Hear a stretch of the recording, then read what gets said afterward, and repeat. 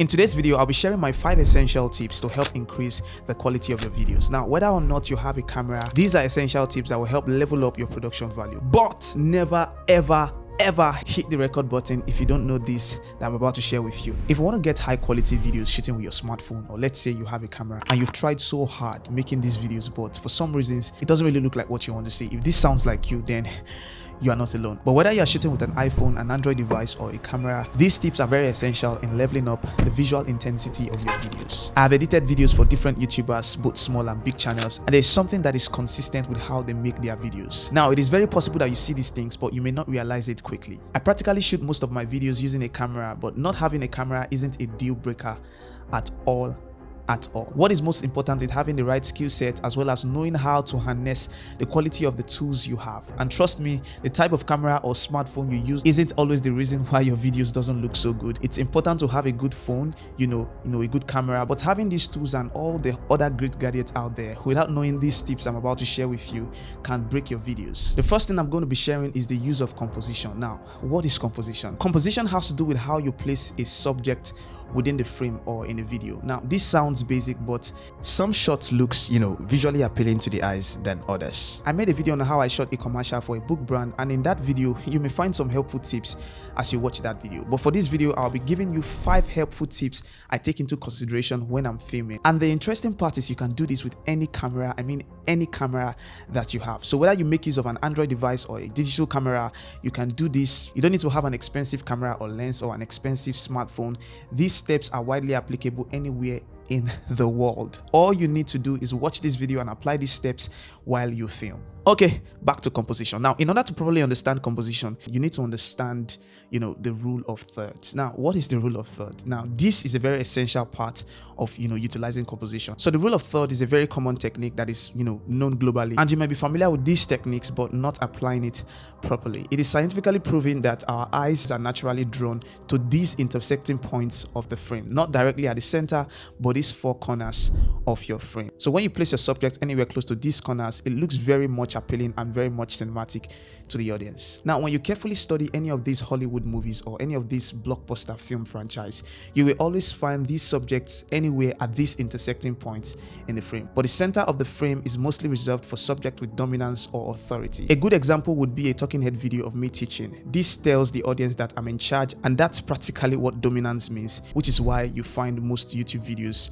have the subject at the center of the frame. Other than that, it is more professional to have the subject at any of these 4 intersecting points in the frame. Now, the great thing is every smart camera have this grid embedded in them, so you can always navigate these settings and make use of them whenever you want to film, so you don't go wrong. The next tip I'll be sharing with you is your environment. Now, unlike composition, your environment plays a huge role in complementing your composition. So knowing how to choose the best place for your videos is really important in making your videos look visually appealing. Take, for example, I want you to look at this video and think about what you feel. For some persons, you could tell that something feels off, but you may not be able to point out what it is. Now, some of you may be thinking, could it be the light, or am I missing something, or is it my face? Nope, it's not your face at all. And trust me, you look really good. And never ever believe that lie that you don't look good on camera, because you do look good on camera. You're amazing, you are lovely, you are stunning, you are absolutely great on camera. So let's get back to the video. Now, choosing the best spot for your video depends on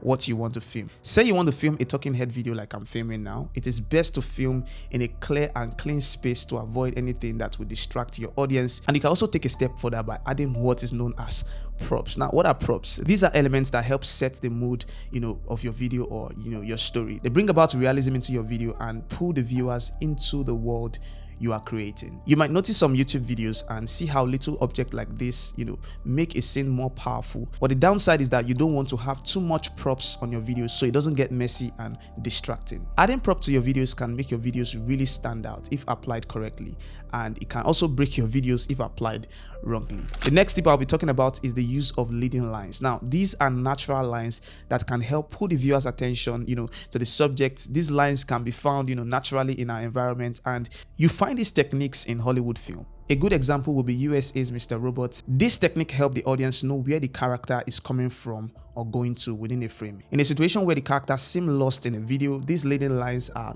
pointers to show us where a character is located in a video. Leading lines also help lead our eyes towards the subject or away from the subject. So when next, you're making a video, or you're making your short film, or when you're just filming something, watch out for leading lines and make the most out of it to pull the viewer's attention into the subject of your video. Something else I would like to talk about leading lines is that sometimes these lines are obvious and sometimes they are not obvious. When you constantly train your eyes to see a leading line even when they are not obvious, you gradually master the act of spotting a leading line, in any environment that you find yourself. These leading lines can be found in your church building, the roadside, the walkway, the bridges, and just like that, these lines can be found in your home. Now, number 4 on my list would be symmetry. Now, this is a very common technique used, by industry professionals. Symmetry brings about balance and order into your videos. But what do I mean by that? A very popular film producer and director, Wes Anderson, is a master at using symmetry, and this brings about balance, and symmetry in his videos. We can see how he constantly places his subject at the center of the frame, which makes every of his video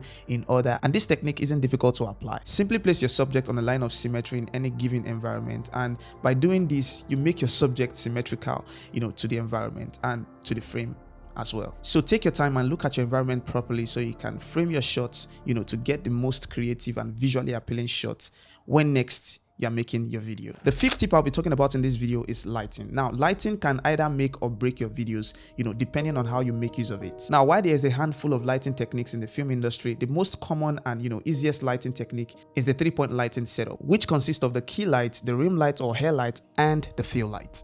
Lighting is an essential technique that will help separate the subject, from the background, which gives some form of depth to your video. Another way to make use of lighting is to shoot from the shadow side. Now, a lot of people make these mistakes, while filming, and trust me, I also made this mistake starting out in my film journey, and this will definitely reduce the visual intensity and visual quality of your videos. So when next you are filming, ensure you film your subject in any case, whether an interview section or you're trying to make it, a short film.